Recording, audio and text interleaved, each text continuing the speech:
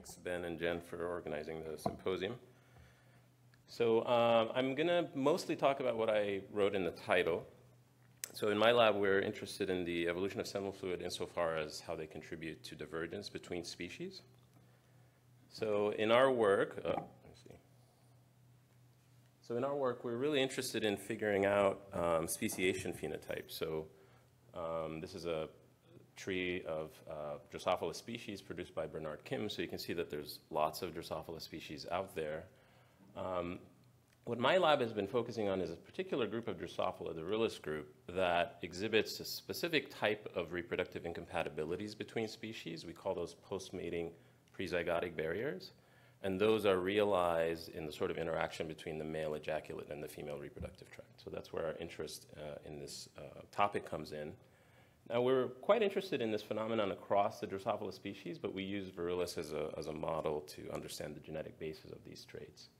So the Rillus group, I'll just quickly introduce, has a couple of subclades, one of which is actually paraphyletic from recent work. And this blue clade here, the Rillus group, is what we focus on. And basically, if you cross any two of those species together, they produce extremely low rates of fertilization, right? And the reason for that, as I'll show you in a moment, is some biochemical incompatibility between the male ejaculate and the female reproductive tract. So here's an example of that. Americana and Nova Mexicana are the most closely related species in that subgroup. If you cross them together, they produce extremely low fertilization rates as depicted here. So the orange and the green is the within species fertilization rate for both species. And then you kind of see this asymmetric reduction in fertilization success. And so what my lab is trying to do is try to understand what is the genetic basis of this phenomenon. And so just to quickly orient you as to what we're talking about here, so these are the male and female reproductive organs of Drosophila virilis. The males obviously have testes and accessory glands and ejaculatory bulbs, and most of the seminal fluid ejaculate components come from the accessory glands with some contributions elsewhere. And then this ejaculate component is then transferred to the female. Sperm is stored in either of these two green storage organs, and so on, reproduction proceeds. Okay, so we realize that the incompatibility itself is due not to transfer of sperm, not to initial appropriate storage of that sperm, but somehow the inability to use that stored sperm. So this is a bit of a complicated plot, but just to show you that the pattern of sperm storage between the heterospecific cross, so the gray bars, and the conspecific cross, the orange bars, are largely the same, right? This is looking at across time in different compartments within the female. You don't see really anything that recapitulates the fertilization rate. So it tells us that there's some missignaling, if you will, between whatever the male is transferring or whatever the female is expecting. Okay, so these are the phenotypes that we're trying to understand genetically. We use a variety of different techniques. I'll focus more on the proteomics, transcriptomics approaches and sort of tell you what we've learned about seminal fluid proteins in the species. So just to reiterate, the male reproductive tract, which obviously produces the male seminal fluid components, has testes, accessory glands, and ejaculatory bulbs. The accessory glands is really the major source of the seminal fluid proteins. Okay, but there might be contributions from elsewhere, particularly the ejaculatory bulb.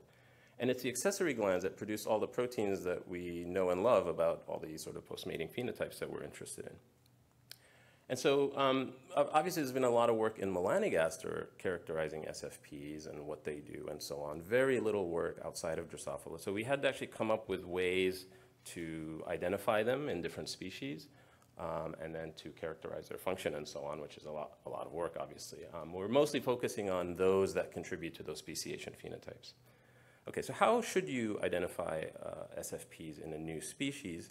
In melanogaster, they've been done in a variety of ways. It's a fairly comprehensive list, about 300 proteins.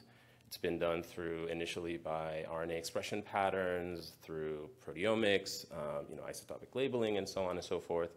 We wanted to kind of use an approach that's quick, also proteomics-based, since we want to know which proteins are being transferred, and hopefully cheap. That's actually difficult to accomplish.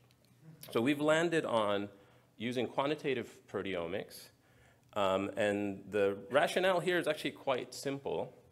If you have an unmated FRT, there's some proteins there, right? if you take now a just mated FRT, FRT stands for female reproductive tract, there should be a chunk of proteins in there that came from the male, right? And assuming that the time to mating isn't horrendously long, in melanogaster it's actually quite long, it's about 20 minutes. In virilis, it's only 2 minutes. So within that 2 minutes after copulation ends, you don't really expect the female to have expressed a lot of proteins. At least that's the rationale we're going with. And so using this paradigm, we can then perform proteomics on both these samples and essentially do high-quality quantification and identify the abundance differences between those. And those things that are higher here and not here, we would call as male-derived, right? So the approach we used is a tandem mass tag, and so this is just an isobaric tagging method. And it works quite well. Oh, interesting.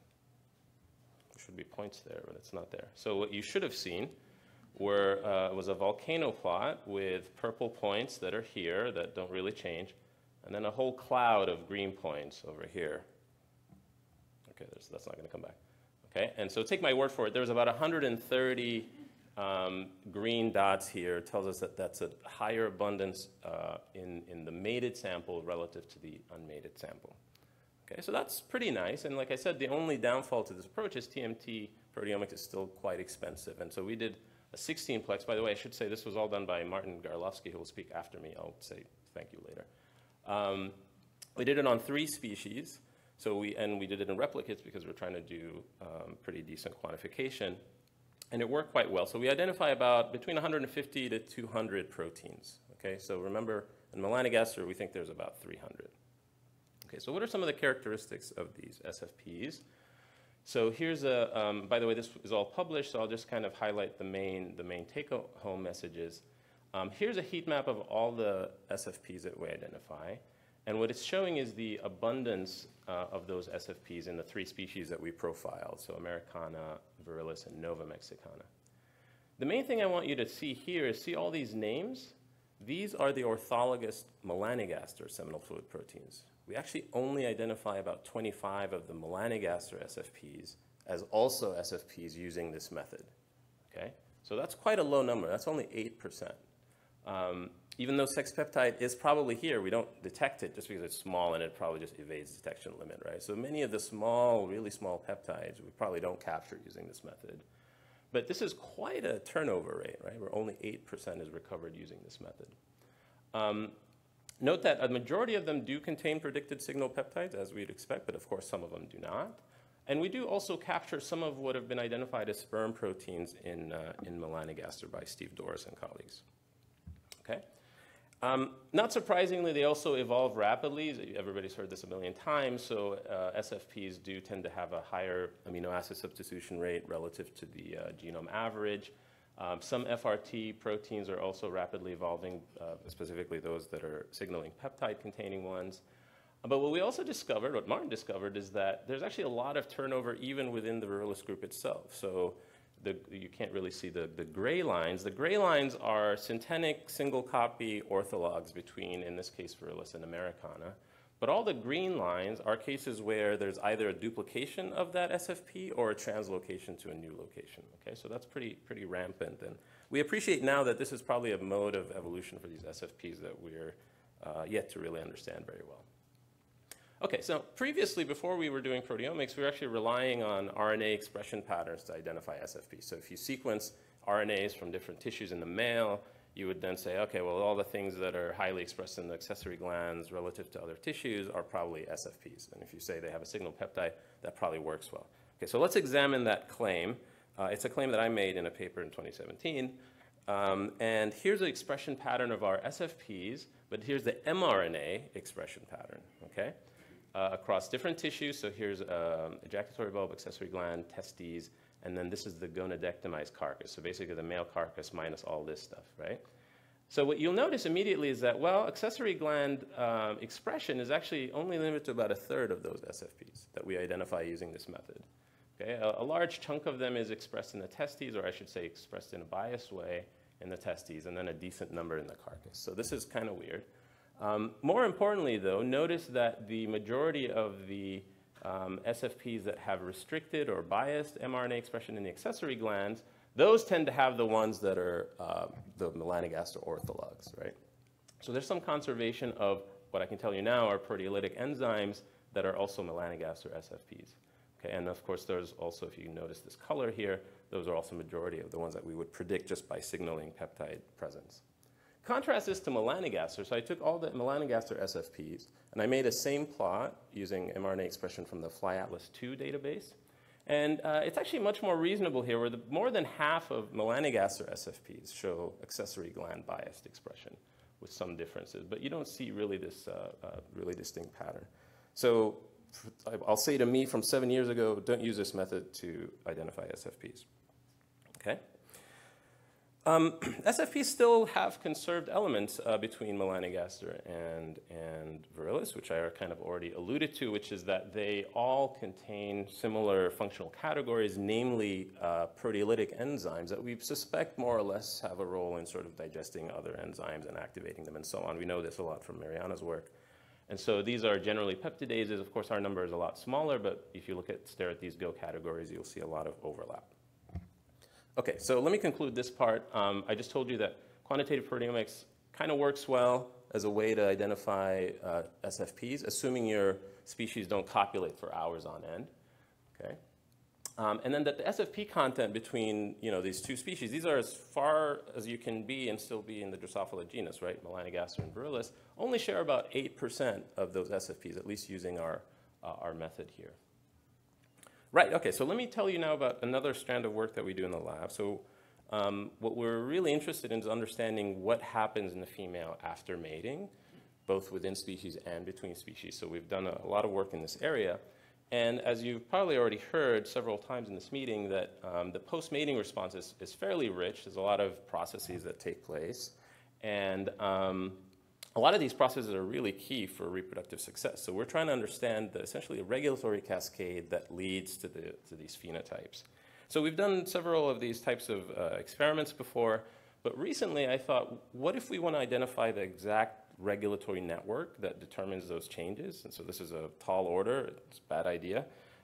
So we decided to do that by doing essentially really dense time sampling of mRNA from the FRTs over time. And we went with like every 15 minutes, and after 6 hours, we got really tired, and then did it every half hour for about 12 hours. And that 12-hour window is really where most of the business end of the post-mating response takes place. Okay, here we go. We're going to have some more empty plots. This was supposed to have a PCA, so many dots here. Take my word for it. This was going to be all the time points that we did, and they were going to show some kind of pattern over this dimension 1. Okay, you don't see them. I don't know what's going on. Here's the number of genes that change over all these time intervals. In blue, those are the ones that are downregulated, or sorry, upregulated. Red are downregulated. Okay, and so this is a fairly rich dynamic change in gene expression. We also layered on top of this chromatin accessibility profiling. So this is using ATAC-seq, which is a method that just shows us where the open chromatin is. We still had a lot of samples from these same experiments, so we used those to produce the ATAC-seq samples. What you notice here instead, so the point here was going to be that the unmated samples group together up in this corner, but all the post-mating samples are essentially a cloud. None of them are very distinct that are down here in this corner. If you're interested, I'll show you on my computer later. And so the other thing we notice is it's mostly just accessibility being turned on, if you will, right, or regions becoming more accessible. So this is really interesting. What we're basically concluding then, here's my kind of illustration of that. What we're then concluding is that the post-mating mRNA changes are quite dynamic, right? But the chromatin accessibility changes are sort of static. After mating, there's just open chromatin, and then it stays in that open state across time. Here's just maybe an illustration of that. So here's a heat map showing the top 500, or sorry, yes, the top 500 genes that are upregulated. And by the way, when you have this many time series samples and this many replicates, we have 3 for each sample, your power to detect differences is absurd, so that every gene is significant, right, which is kind of a problem. Now for the ATAC-seq, however, as I showed you, I hate these types of plots, but this really sends the message is that across all the time points we looked at, there's really the majority of peaks are found in all of them. So there's this really, really long bar here. The second longest one is just missing this 180-minute sample, which is, I think, problematic in our data set. But this is really a nice thing to discover, which is that chromatin opens, and then dynamic gene expression changes on top of that, which is kind of what we were hoping to understand. again, an empty plot. This is just going to show you at 15 minutes after mating, the change basically is going to be largely open chromatin on the left, and nothing happens on, on the right, and nothing happens on the left. I think I'm over time. Okay, so I won't go through the conclusion. So the first part of the work was done mostly by Martin when he was a postdoc in the lab, and the second part was done by a former grad student, Gagny Kaur, and thanks to our funding. And if you're interested in this kind of work, we have several postdoc positions open. Happy to take any questions if we have them. I don't think we do. Welcome back to the evolution of reproductive fluids. Our next speaker is Fay Morland from University of Otago. Hello, and thank you to the organisers of the symposium for giving me the chance to present some of my postdoc work. I've come all the way from the University of Otago in New Zealand, just about over the jet lag.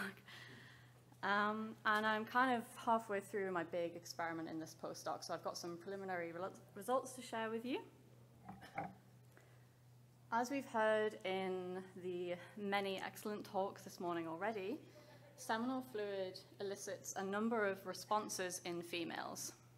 Some examples of this are increased female food intake, increased investment in the current reproductive events, such as increased fertility and fecundity. But there have also been studies that show that this can have trade-offs with the female's lifespan, life history trade-offs.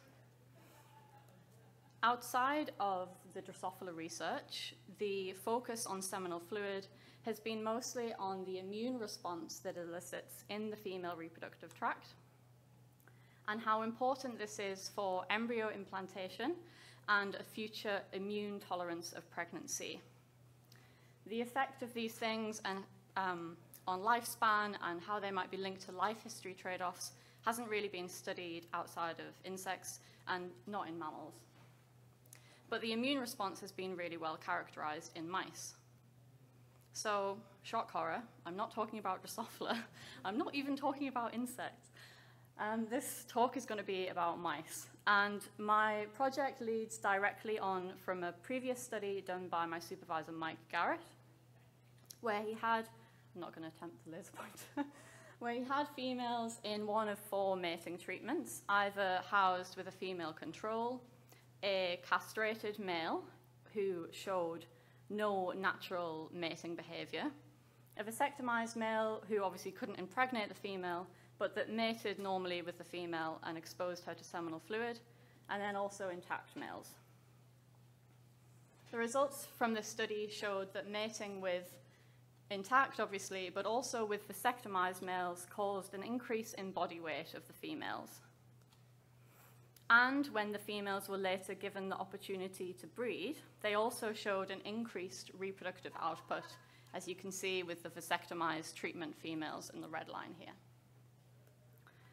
But this had a trade-off with their lifespan. So females that were previously housed with vasectomized males and exposed to mating and seminal fluid, but not pregnancy, had increased reproductive output, but also a shorter lifespan, reduced survival compared to the control group. But this experiment didn't tell us what aspect of mating it was. We know it's not pregnancy, but what could it actually be, and could it be seminal fluid? So this is where my project comes in, and we want to look specifically at seminal fluid and the associated immune response in females, whether this causes an increase in body weight and increased reproductive output, and whether this could have trade-offs by accelerating aging and reducing female lifespan. So this was our experimental setup. Females were housed with a number of different strains of male mice. All females were C57 Black 6 strain mice, and the different males had different surgeries in order to manipulate their ability to produce seminal fluid. They all had vasectomies, and then a subset of the Balb C strain also had their seminal vesicles removed.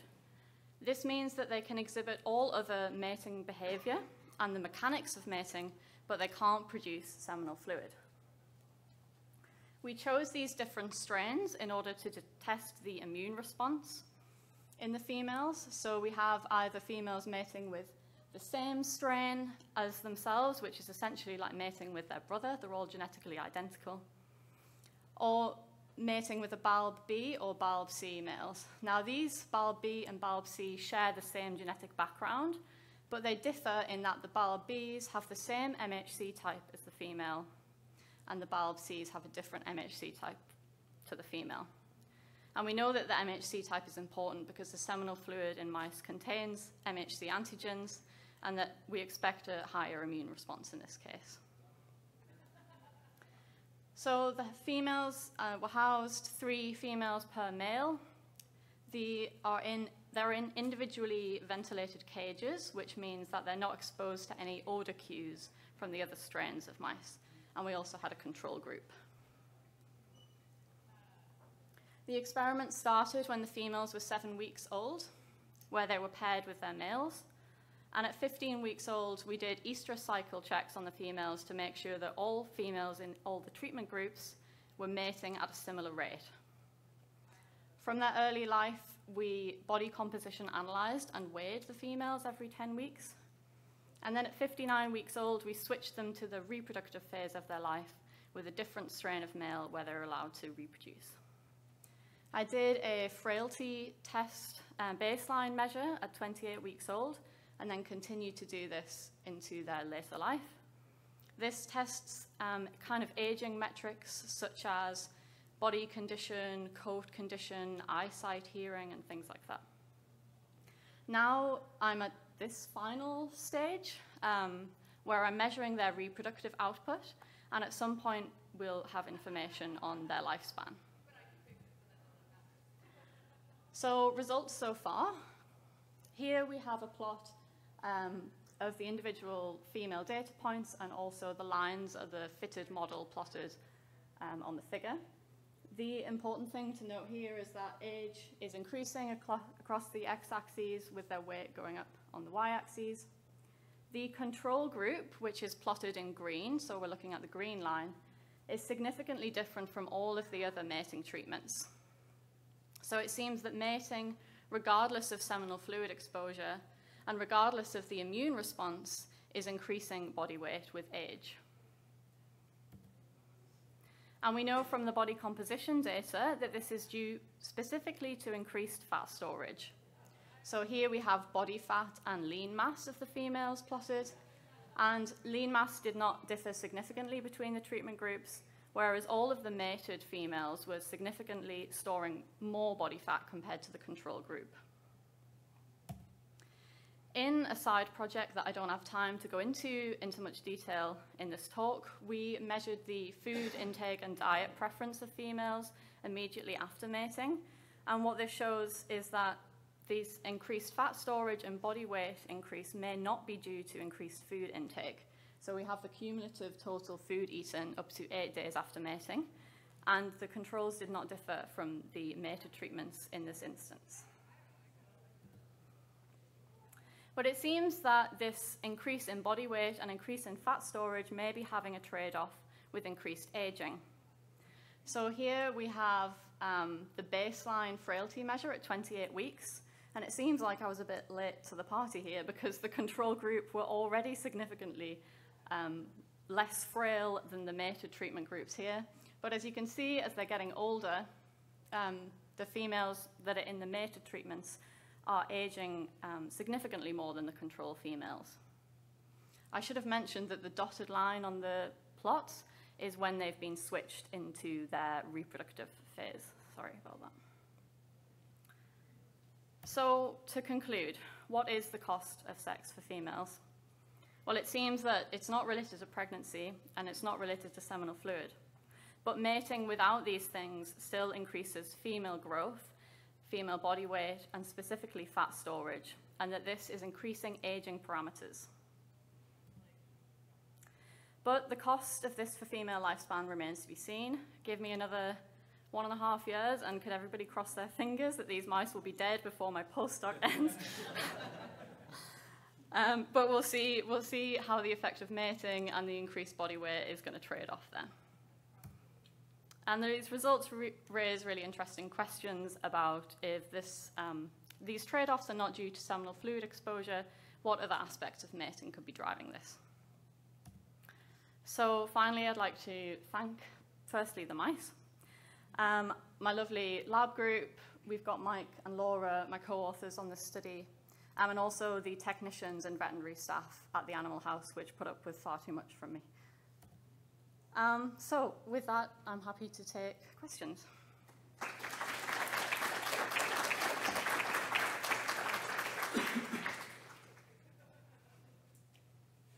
Any questions for Fay? Do you think the change in body weight is due to a change in metabolism or a change in activity? Do I think that the change in body weight is due to a change in metabolism or a change in activity? When I presented this study to our kind of wider research group, there's a lot of endocrinologists in there, and they thought that this could potentially be due to reduced activity. So they've done studies before which have found that mating does reduce female activity. Whether it could be due to metabolism as well is a really interesting question.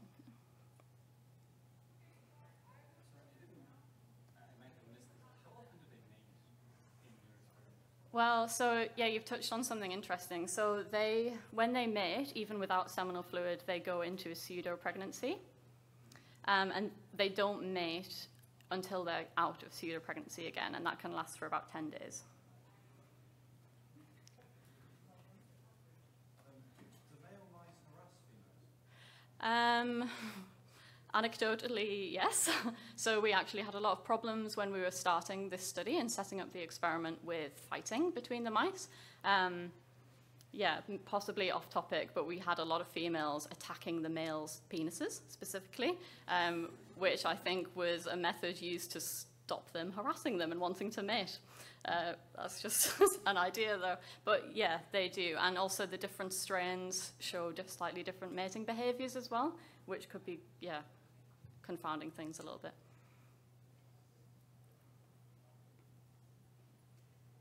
Thanks, Ray. Really interesting. Have you thought of looking at the microbiome changes on mating?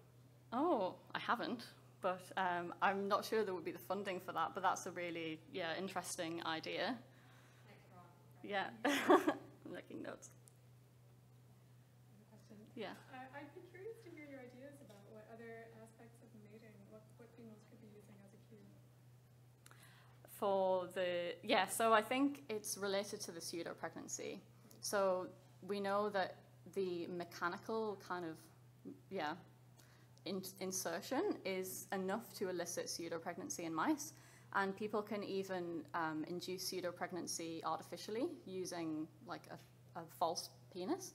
And I think the hormonal changes associated with that are what is driving the body fat storage and the body weight increase, potentially. Yeah, so a follow-up to that. Well, I mean, thank you for a really interesting talk. But yeah, I was going to ask, I mean, the pseudo-pregnancy presumably initiates a whole bunch of, you know, the females are pregnant, essentially. You know, they've got all these hormonal changes, and that's the sort of, so I don't know what's known about that. To what extent do the hormone levels increase to a level that would be seen following a normal kind of initiation of pregnancy, and for how long? I mean, Yeah. that's maybe where your cost lies. Yeah, so they do increase to a level similar to pregnancy, but then they don't last, obviously, the full extent of pregnancy, and they drop after about 10 days. Yeah, it's really interesting. If we could find a way to control that, it would be ideal. Yeah. When the females are housed with sexualized males, are they kind of in like a perpetual state of pseudo-pregnancy?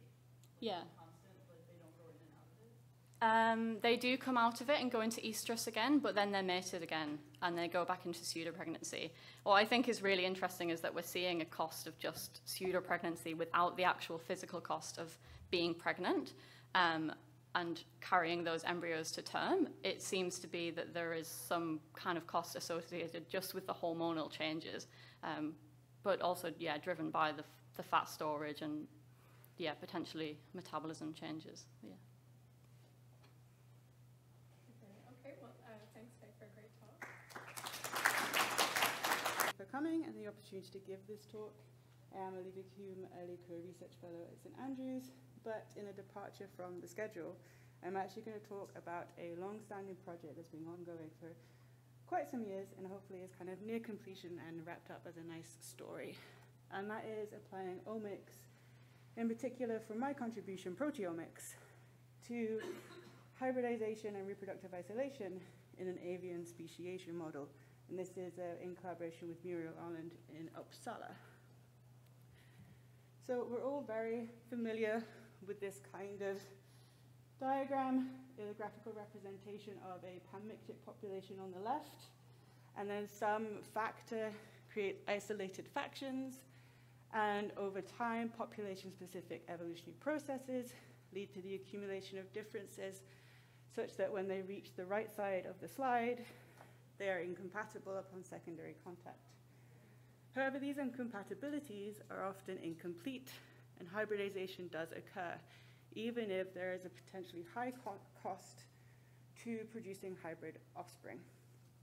And this is the case in the model system I'll be talking about today, which is the pied and collared flycatcher, which is sister species that diverged less than 1 million years ago. In particular, I will be talking about a population of the two on the Swedish island Öland.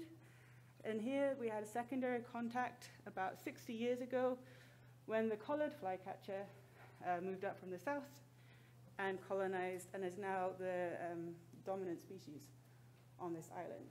And the interaction between the two species has been extensively studied over the past 20 years by groups at Uppsala, such as Anna Cranston's group. And so we know that there is a pre-mating barrier and there is a sortative mating. We also know that there is a post-zygotic barrier between these two, and the offspring is sterile. They are viable and they reach adulthood, but both males and females are sterile, which seems like a pretty high cost to mating. Despite this, and this is an example of a hybrid. Despite this, you see each year about 5% of nests are mixed breed. And so there are social pairs between pied and collared flycatchers. However, you do find that there are elevated rates of extra pair paternity in these mixed breed nests, suggesting that despite having a social pair, females, and there is a post-mating prezygotic process that allows to have some sort of escaping with the genetic pair. And this is where I came in, or I'm going to talk first about Kramer et al. In 2016, who wants to look at this post-mating prezygotic process. And to do this, they took sperm samples from pied and collared flycatchers, and also cloacal fluid, so that's the opening of the reproductive tract, from females of pied and collared flycatchers to assess sperm swimming capability in both heterospecific and conspecific fluid. And so here I'm showing the minutes since the start of the treatment and the trial on the X, and then the sperm swimming speed on the Y.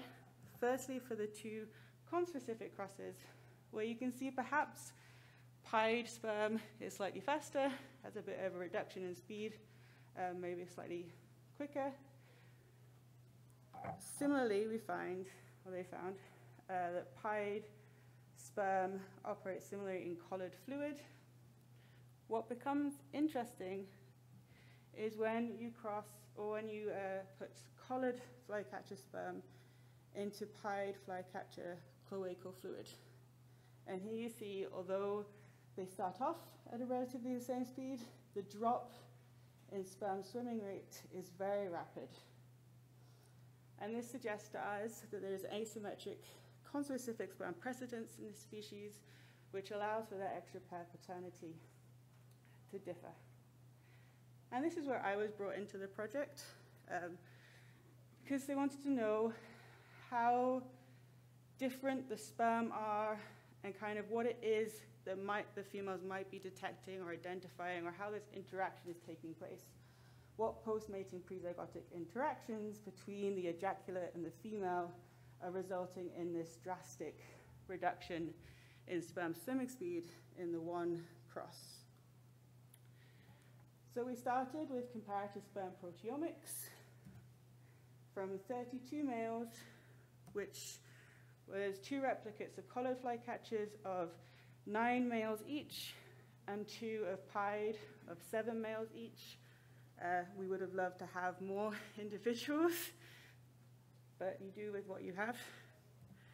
And so these were sent to Cornell for proteomics, tandem mass spec, and then analyzed in the lab with the transproteomic pipeline to get 957 proteins in total, 520 of which were present in both species. And I'm going to summarize kind of this whole project with one graph, but we did do differential abundance with apex and then looking at functional enrichment. And so here I'm showing the functional enrichment of those proteins that were differentially abundant between the 2 species. And on the right, positive log folds are more abundant in the collared flycatcher, and the negative log 2-fold abundance was more abundant in the pied. And what I want to point out, if I can figure out how to use this, yes, is for those in the collared flycatcher, we're seeing gene ontology terms like protein folding chaperone, and kind of unfolded protein binding. And all these kind of things suggest some sort of importance for maintaining protein structure, and perhaps suggest that the collared flycatcher have a more kind of oxidative stress environment, which more broadly links to metabolic differences that are found between the 2 species, perhaps. And that's why we're seeing these categories that come up in the collared. And then motile cilium is the only gene ontology term that was more abundant in the pied flycatchers. So what was, I think, super cool about this project we were doing is we took the proteomics and then combined it with differential testes expression data, but also genomic data from collaborators on selective sweeps and positive selection and passerine. So we could ask whether the genes encoding these sperm proteins were in regions of interest of selective sweeps or if they're under a positive selection. And so 2 examples I'm going to give. There was apolipoprotein A1, was found to be differentially abundant in sperm and differentially expressed in the testes. And this is part of a sperm activating complex.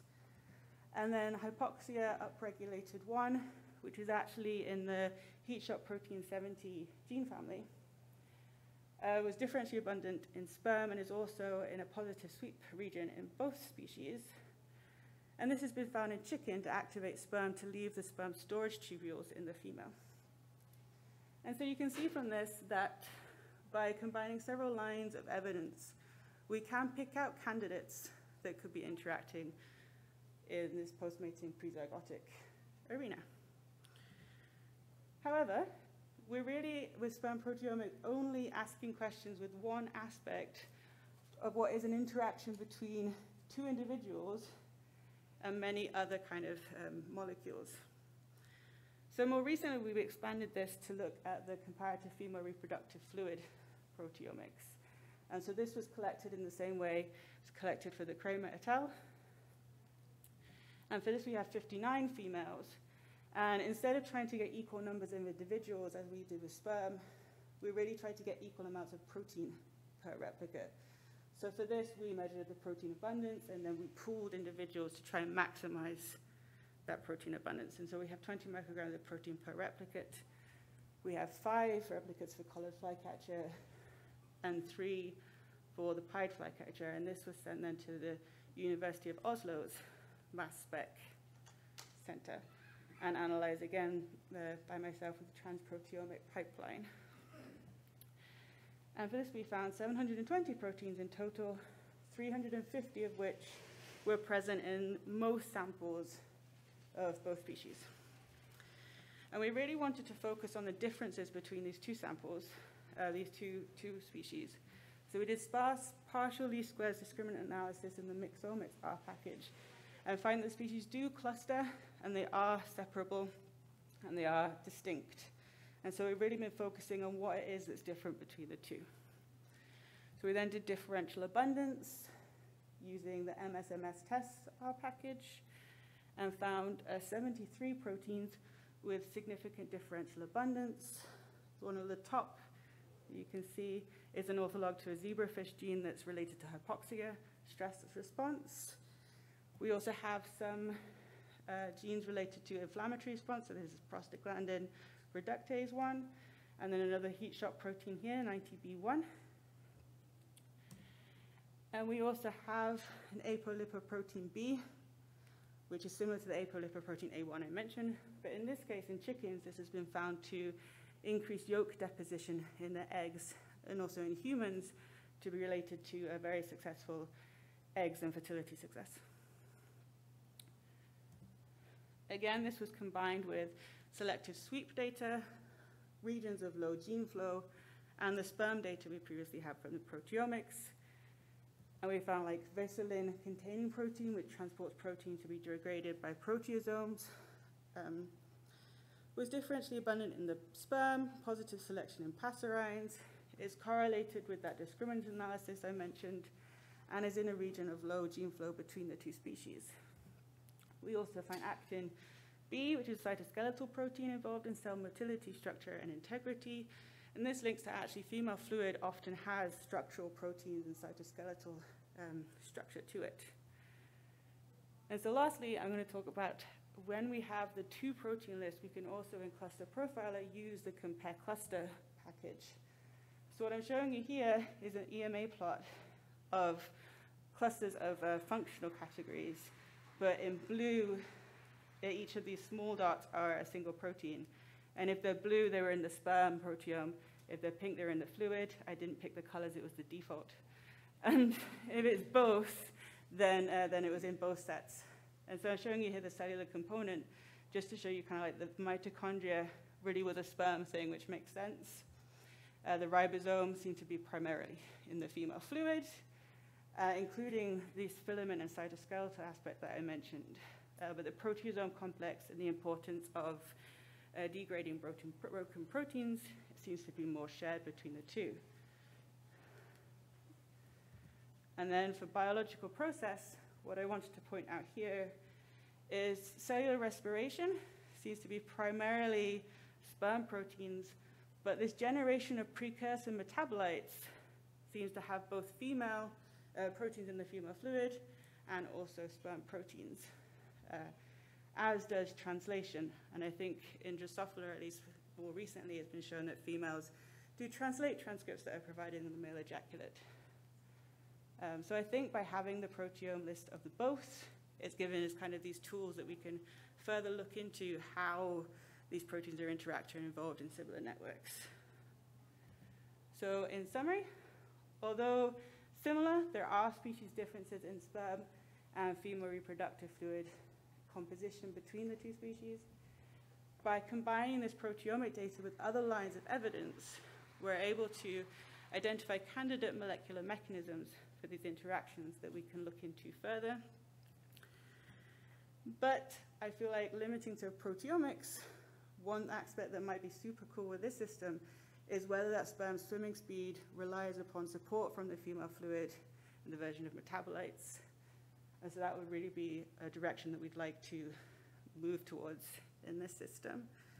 And also with my fellowship project, now thinking more about this in terms of population divergence in Melanogaster versus a between species comparison. With that, I would like to thank quite a lot of people, because it's been going on for a while. The sperm proteomics I was doing while I was in Syracuse University, so I thank Steve Doris for that one. The female fluid was at the Natural History Museum of Oslo.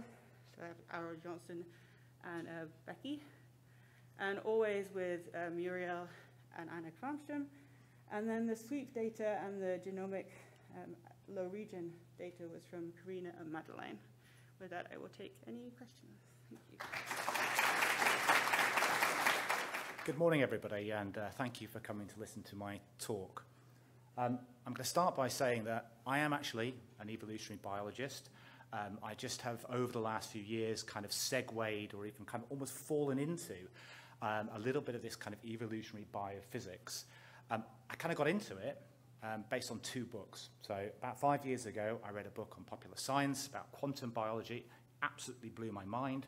I then followed this up with a more scientific book focused on life in moving fluids, and I understood just a tiny bit of it. But what it did tell me or what helped me understand, is the importance of physics in governing the arena for selection. So kind of what I'm going to talk about today is a little bit about that reproductive arena and how biophysics actually shapes the fertilization arena. So we're talking about reproductive fluids. I'm going to start by perhaps something you might be more familiar with, and that is a property of fluids called viscosity. You don't need any detailed biophysical knowledge to know that tomato ketchup is more viscous than water, and unsurprisingly, honey, depending on what kind of honey you've got, is even more viscous than that. And we can quantify these differences in viscosity. Water at 20 degrees, I'm highlighting temperature as being really important here. Temperature has got 1 CP, or 1 centipoise. Tomato sauce is about 1,000 CP, so 1,000 times more viscous. And honey can be somewhere between 2,000 and 15,000 times more viscous than water. So just bear in mind those kind of numbers. What do we know about biological fluids? So blood, by comparison, is about 5 times more viscous than water. And in fact, blood, made up of 2 components, the red blood cells and the plasma itself is not as viscous. It's about twice as thick as water. So the addition of the red blood cells makes blood more viscous. Human sperm samples, on average, are about 4 times thicker than water, though I was quite surprised by the amount of variation in this. It can be as low as 1, which is the same as water, through to 23, suggesting that somebody might need to drink some fluid before they donate in the future. And interestingly, the cervical mucus plug can be up to 5,000 to 10,000 times thicker than water. So this is a really viscous fluid, which is therefore actually blocking, or potentially blocking, sperm movement into the uterus. Okay, so why is this important? So when organisms move through media, or through water or air, for example, they encounter drag. They drag from the properties of surrounding fluid or media. And obviously, as you increase viscosity, innately we would think this would increase the amount of drag, i.e. it becomes harder to move through more viscous fluids. It should, in theory, slow us down. I'm going to introduce you to a kind of biophysical concept. It's the only one that I'm going to introduce you today, and this is the idea of something known as a Reynolds number. It's a dimensionless unit, so all you need to know is it can be high or low, and where you've got a high Reynolds number, viscous forces are unimportant. Where it's really, really, really small, viscosity is really, really, really, really important, okay? I'm going to come to that in a second. But let's go back to this innate difference of viscosity and movement. So some crazy scientists in the early 2000s managed to convince a grant funding body that they wanted to test human swimmers in a swimming pool full of gum. So they, and the paper does actually specify this, filled cement mixers full of gum, filled this swimming pool, and they got some Olympic swimmers to swim through it. And what they actually found is that the swimmers swam exactly the same speed as if they were in water. And what was actually happening here is that some of the kind of turbulent forces that are generated when we swim were being cancelled out. So they were actually getting a little bit of a boost in terms of their swimming speed. That's completely counterintuitive, certainly what I would have predicted before I started to read the kind of literature around it. And it's based around this Reynolds number, so I come back to it. Large organisms, so humans, whales, or ships, for example, they have a high Reynolds number. And this large Reynolds number means that viscosity is generally unimportant. Conversely, as you get smaller and smaller, so you get towards microorganisms or sperm, for example, that Reynolds number gets smaller and smaller and tinier, and the viscosity component becomes incredibly important. And that's really what I wanted to get across from today, is that for sperm, in that reproductive arena, any changes in viscosity, even small changes, have profound implications for their ability to move through that fluid. That's a key take-home message. I know someone's going to ask this question at the end, so before I came into this talk, I quickly did a quick calculation to work out what kind of viscosity would it take for a human to encounter sort of what a sperm would encounter. And they would have to swim through something in the region of 5,000 to 10,000 CP. So they would need to have a swimming pool filled with that honey and try and swim it. And that would be the equivalent of a sperm, a human sperm, swimming through water, for example. So that's how difficult it is. So why are we studying it? So This is part of a wider project trying to look at the evolution of sperm diversity across insects, and in particular linking this to that female reproductive environment. And obviously a key part of that female reproductive environment is the fluid environment. For those of you who don't know how crazy insect sperm are, they vary in size from 1 micron up to nearly 6 centimeters, so a huge order of magnitude in terms of size. They can have 0 flagella, so looking at what kind of round blobby thing there, it has no flagella, up to even 100 flagella in some termite species, and they come into all crazy shapes and sizes. And my particular favorite is E. This is where I see if I can find the cursor, is this dude here from one of the crickets, where the entire the sperm is actually double-backed on itself and fused. I don't know if the scientists were having a bit of an off day when they drew this, but that structure, I don't know how it moves or functions, but it's completely crazy. Suffice to say, insect sperm are mad. And we have been postulating that this female reproductive environment, the fluid there, are key in shaping this shape diversity. Okay, so I have to come back to this one. Sorry. So we are studying female reproductive tract geometries. We're using CT scanning and diamond synchrotron scanning to characterize the really complex geometries of these tiny, tiny structures. We're combining this with measurement of female reproductive fluids, and we're also then experimentally testing these female reproductive fluids in microfluidic analogues. And we're also working with mathematicians who are far more brilliant than I am in trying to understand and predict sperm behavior in biologically realistic tubes and shapes and viscosities. Okay, so let's start with what we've got so far in terms of fluid environments. So we use a technique called microparticle tracking microreology, or MPTM for short, and it involves injecting 1 micron beads into a fluid and tracking the movement through Brownian motion of the fluid, and it allows us to quantify viscosity in really, really, really tiny quantities of liquid.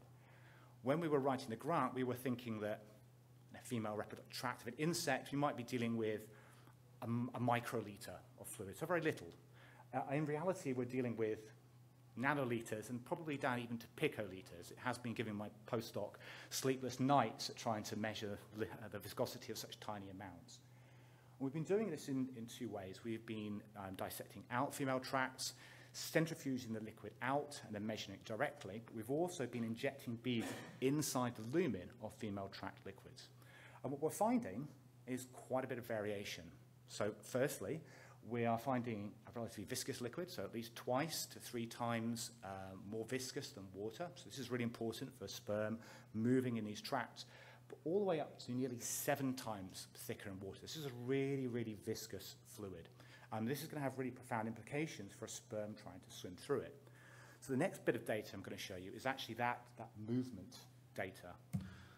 So I think all the video is actually working this time. So we've been testing different levels of viscosity and how fast sperm can swim through it. And perhaps unsurprisingly, as you would predict, is that the greater the viscosity, the slower the sperm is moving, both in VCL or VSL, doesn't really matter.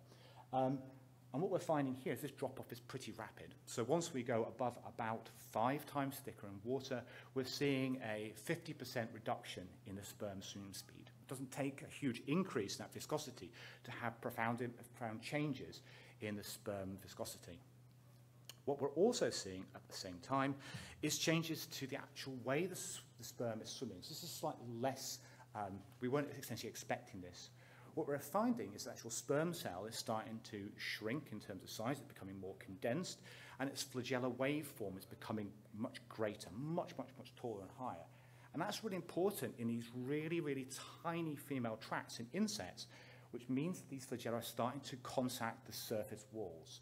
And that actually will then change the ability of these sperm to move and propagate through the female tract tissue. So this is still ongoing work. There's a huge project with lots of different angles, but I want to emphasize here the importance of viscosity in actually shaping the sperm behavior. So to kind of wrap it up, what I hope you take away from today is that actually we shouldn't just think of this fluid environment as homogeneous. It's not equivalent to water. It's really, really important for sperm cell movement. Bearing in mind, of course, that We have short sperm, but we've got sperm up to 6 centimeters in length, 5.8 centimeters. These are going to have really, really important interactions with that fluid. The amount of drag that comes from such a long sperm cell is going to be really, really, really high in a fluid environment. It's shaping this reproductive remit. When we often measure sperm movement, or when we measure sperm velocity, we're doing it in fairly standard buffers and salines, which have a viscosity close to water. But in reality, probably the female reproductive tract is much more viscous than that.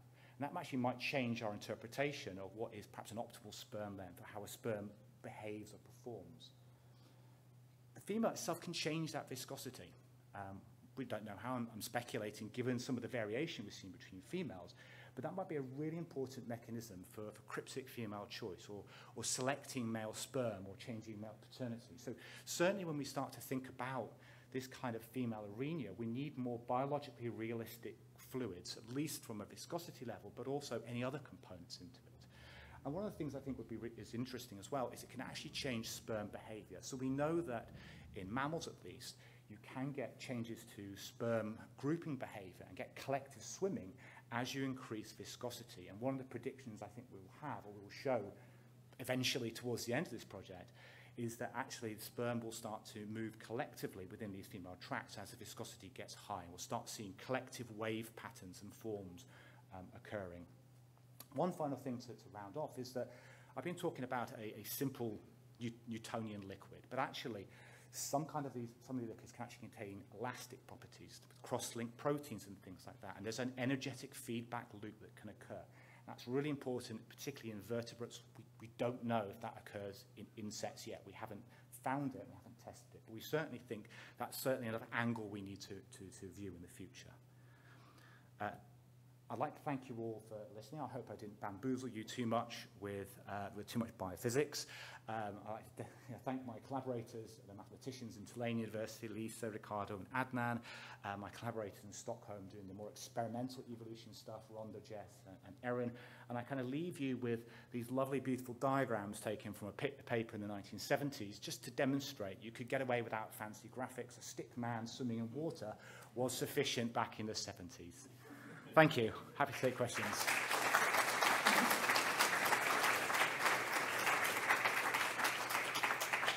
I'll go to you because we can ask later. Go ahead. Yeah. Yes, excellent. So just technology with cycling, where you have a pack, and when you are in the middle of the pack, you just don't have a drag, and then you go out in the end. The goal is that. Does that work here, or like it doesn't matter at all? So the two forces that can occur, there's the inertial forces and there are the viscous forces. And at the low Reynolds number, those inertial forces are less important. So that isn't quite the same thing that would happen. You don't get that same boost.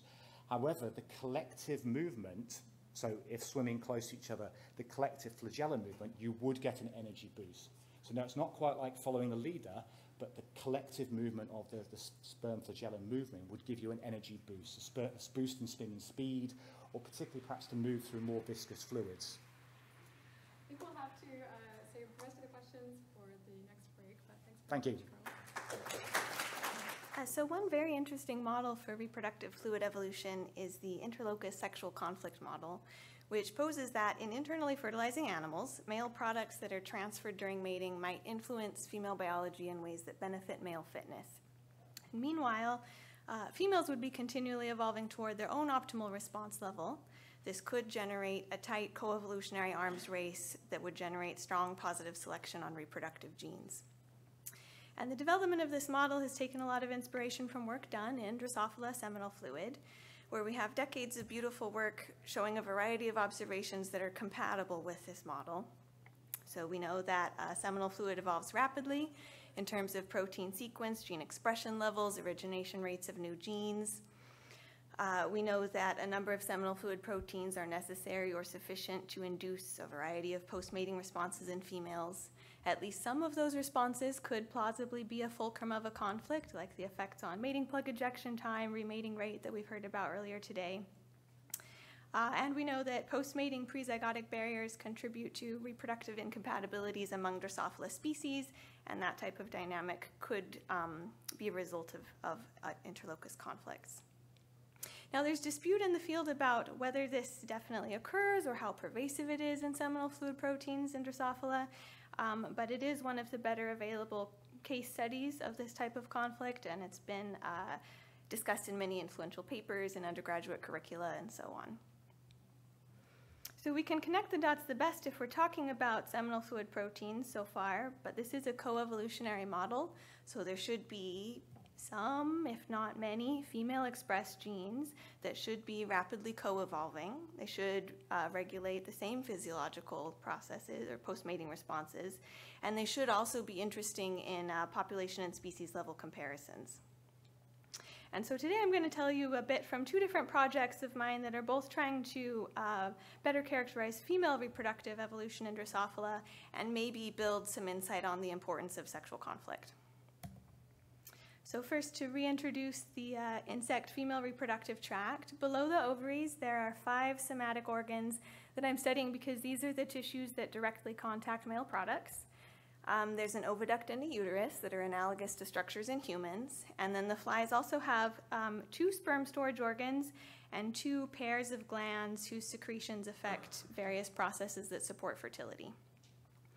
And even though melanogaster is one of the most intensely studied animals on Earth, these specific organs are not extremely well understood, so they've not been part of some of the community transcriptome efforts like Fly Atlas and Fly Cell Atlas.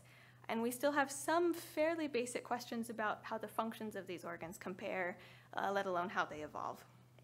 So one of the first projects I've been working on is trying to build some more resources for these. So I've dissected these 5 organs, dissociated them to nuclei, done single nucleus RNA sequencing, and characterized the cell types. Come ask me if you're interested to hear more about this project. We identified, we think, all the female cell types in these organs, their transcriptomes. We found some very cool new biology, even new anatomy, marker genes. So you can also watch for our paper that will be out very soon. Today I'll just share one thing that we learned, which is that any way you want to look at it, the female reproductive tract expresses many genes that are also seminal fluid proteins.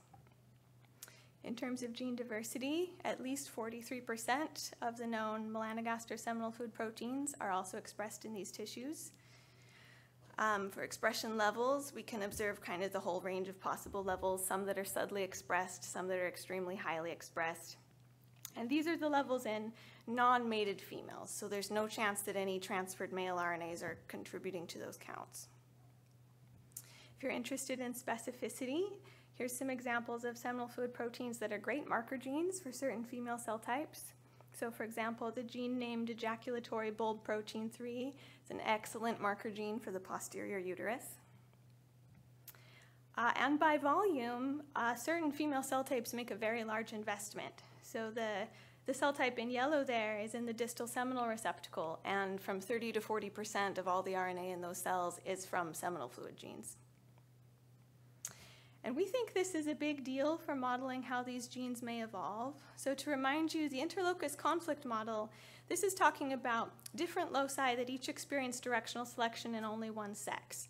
So that allows selection to be strong and sustained on both loci. If we want to imagine a sexual conflict over a shared locus, we need to talk about intralocus conflict. This involves conflicting selection on different alleles at the same locus. It would result in relatively weaker net selection, and it would lead us to different predictions about the likely duration or outcome of this type of conflict. So I wanted to know if the subset of seminal fluid proteins that really are male-limited evolve differently than those that are sex-shared. And the answer is yes. Protein sequences of the shared proteins do evolve slower with less evidence of directional selection. This is that result showed with DNDS, but we can get the same result using McDonald-Kreitman's alpha. We can also look at gene expression level evolution, and for this I'll be talking about 3 different natural populations. We're using Zambia, which is representative of ancestral genetic diversity in the species, and then the 2 endpoints of the North American East Coast latitudinal cline.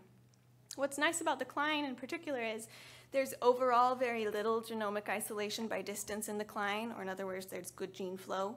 And so against that background, when we see phenotypic differentiation between those 2 American populations, we can make a good inference that it's being maintained by selection. Another advantage is that previous work in David Begun's lab had characterized gene expression evolution in male tissues for these same populations. And that showed that in the accessory gland, which produces seminal fluid, more than 100 seminal fluid proteins are differentially expressed in one or other pairwise combination of the populations. That's a significant enrichment. And there's also some very interesting directionality patterns. So here I'm showing that in the cline, there are almost 50 seminal fluid proteins differentially expressed, and almost all but one of them are downregulated in Panama. So this is all very consistent with a story about selection on expression of seminal fluid proteins in males. And so, of course, what if we look at females in the same populations, which I have done now? The first thing I can tell you is, we found even more, 13 more female-expressed seminal fluid proteins. And yes, their expression levels are evolving in females too. There are 69 seminal fluid proteins differentially expressed by females among those populations. And we can compare the direction and magnitude of expression level change between the sexes. So here's an example. You can see there are cases where the direction of change matches in both sexes, but also some independence. So all this male differentiation under selection, does it matter to females? In other words, does it translate to different ejaculates that stimulate different post-mating responses in females? And we can test this using females from Zambia mated to either their proper co-local partner or to males from Panama, which Panama versus Zambia is the most extreme contrast for the male expression levels. And then we mate them, we wait 6 hours, dissect the reproductive tract, and measure their transcriptomic post-mating response. So first, for a little context on the post-mating response, this diagram is showing the number of genes that are mating responsive by population. Altogether, there's more than half of all genes expressed in these tissues that all are mating responsive. So they're very dynamic tissues, and this is a good time point to look at. The mating response is also reasonably population specific. This is quite a bit of differentiation. So we might expect that could be partly due to female genotype. It might be partly due to receiving different ejaculates. We can, again, back to this test we've set up, we might predict that when mated to a Panama male, maybe the Zambia females will enact a more Panama-like post-mating response, or more generally, maybe just an aberrant post-mating response, and that would be consistent with co-differentiation. But in fact, the Zambia females are indifferent to male origin. They enact exactly the same transcriptional response regardless.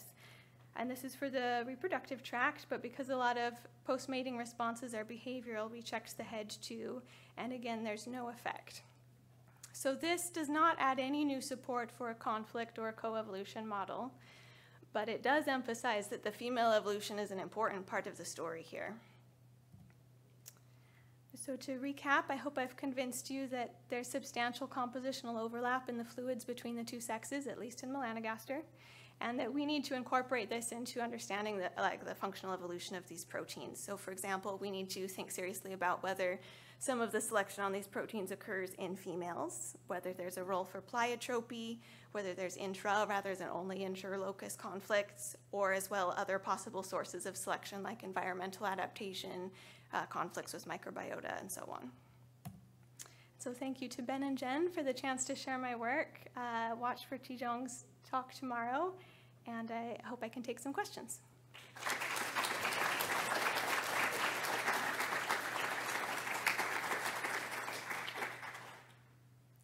Thank you. That was really fascinating.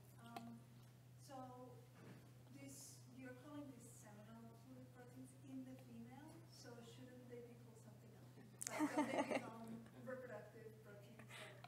Thank you. I love that question.